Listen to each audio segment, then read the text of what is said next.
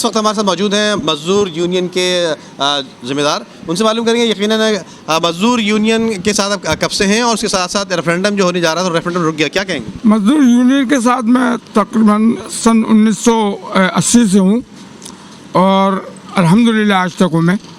मजदूर यूनियन का जहाँ तक ताल्लुक़ है वो तो माशाल्लाह आपको भी मालूम है, ये तमाम लोगों को मालूम है कि हम लोग सिर्फ़ और सिर्फ वाटर बोर्ड के जो एम्प्लॉइज़ है उसके भलाई के लिए और उनके जो रुके हुए पेमेंट है उनको दिलवाने के लिए हमारे जो कायद है जनाब मोहतरम मनवर रज़ा साहब, वो दिन रात कोशा है कि किसी तरह मजदूरों का जो ये मसले मसाइल है वो हल हो जाए। कैसे हल होंगे?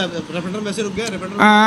रेफरेंडम मेरे ख्याल में ये कोई मजदूर दुश्मन ही हो सकता है, वरना भाई हमारी तो जितनी भी कोशिश है कि वो जल्द से जल्द वाटर बोर्ड में रेफरेंडम हो और मजदूरों के मसाइल जो रुके हुए हैं वो हल हो जाए।